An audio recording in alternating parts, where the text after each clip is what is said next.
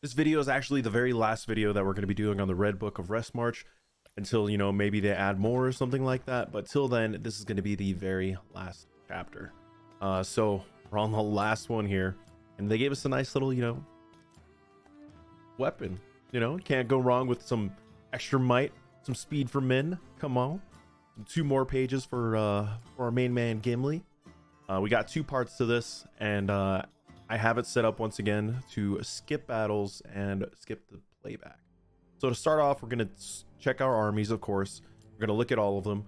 We've got 2 armies with tier 4 units, and then we've got 2 armies here that are going to be tier 3. And then we see that we have the Guard of Tower, and he has that 50% damage increase on all mounted units. So what are we going to do? We're going to go find us some mounted units. My first initial reaction was, yeah, let's go take out those guys right there because they're mounted. So, I'll make it fun and easy. But then, I'm not going to lie with you guys. I'm terrified of these Ravagers. These dudes are absolute monsters. So what we're going to do is we're going to switch over to Gandalf the White. We're going to send him in first with his little tier 3 units, the cataphracts that we have here.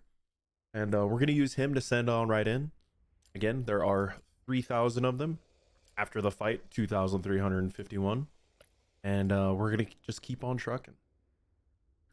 After that, the next path that we're going to take, since we have multiple options here, is we're going to go fight some mounted units, right? And who better than Merry and Pippin? Because you know why? They've got that unit for that 50% damage increase on mounted units. Let's go. Amazing, amazing, amazing. I can't be happy enough with it. And then we've also got some Fallen right after these guys that we're fighting here. So Fallen are pretty crazy. They're the Angmar tier 4 unit as well. So Merry and Pippin, we got plenty of troops that are left. Plenty. As you can see, we got 2,248 and then 2,530. But unfortunately, they won't pull through against the tier 4. So that's where we're going to switch back over to Gandalf the White, and we're going to send them on in to go finish these guys off because they are not actually impervious to stun. And Gandalf the White does, in fact, have some good stuns on him that make him very good. I know from experience because, I have him. He's amazing. He's the best. Anyways, what we're going to do is we're just going to dive the boss. Get Aragorn, send him on in. Aragorn the King.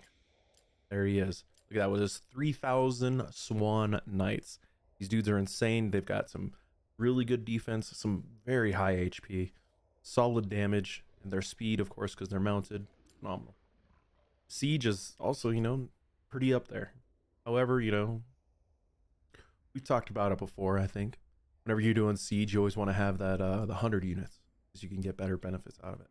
Anyways, on to the next one. 400,000 resources. This is getting us easily close to 1 million, I think, if I'm not mistaken. And the very first person that we're going to pick to fight is going to be Aragorn.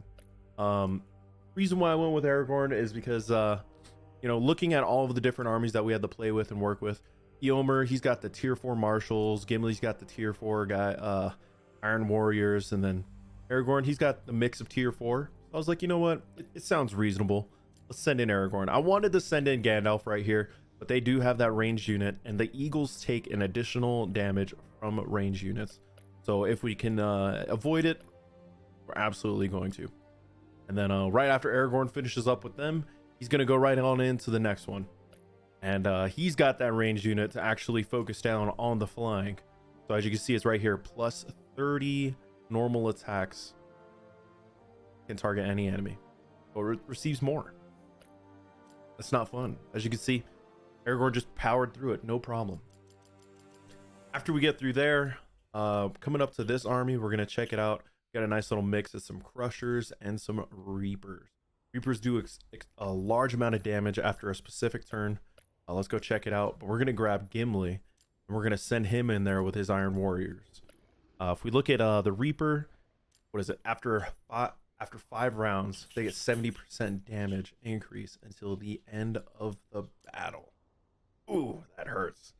So we're going to send Gimli Strong Boys up in there, them Iron Warriors, and they're going to pull out with that easy win, They started off with 3,500 and now they're at 2,794. Again, it's going to vary a little bit. They're not always going to be absolutely perfect or absolutely spot on. And we're going to switch back over to Aragorn again because we have another flying unit that's right above my head. 150 of them. And then I also see those tier 4 Reapers right there. Or Fallen, I'm sorry. Fallen, they're vicious. Aragorn is in fact going to lose this fight. But this is where we're going to pull out our Eagles now. We're going to send them on in. Gandalf the White coming in on Eagles, ready to pounce, claw, and just beak their way through it. I don't know. Sounds great. I don't know what the correct terminology for beak is. Poke? I don't know. Sounds good. They're going to go in there and going to go poke with their beaks. Got 350 Eagles. Got 303 left. Only lost 47. Not bad. Not bad at all. For the next one though, we're gonna switch back over to Gimli. You know, he's got these Iron Warriors. These guys are straight bad. Iron Warriors, they got that damage, physical damage reduced by 15%. That's more than mounted units. Come on. And then they get an increase in damage against melee units. That's why we're sending them in. And that's why they walked away with the chicken dinner. Speaking of increased damage, here we got ourselves some beautiful, beautiful trolls. Absolutely love to hate them. We're just going to send Gimli right back in there. You know what? Do your best, buddy. Because you know why? You're going to flourish. That's why. And then last but definitely not least, we still have Eomer chilling in the background right there. Been waiting the whole time to unleash those marshals of pain upon these fell beasts and ravagers. Just like that, we have completed it, and we got ourselves a beautiful weapon to be able to use, and we completed the series entirely.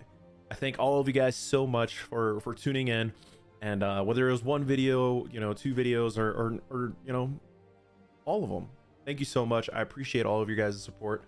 You know, I'm excited. I saw all of you guys' comments, and I'm so thankful that this actually did help people, because you know, this is something that I enjoy doing, just being able to try to come out and help and just create it and have a good time with these videos. So thank you guys so much. Closing out the series here, and thank you again.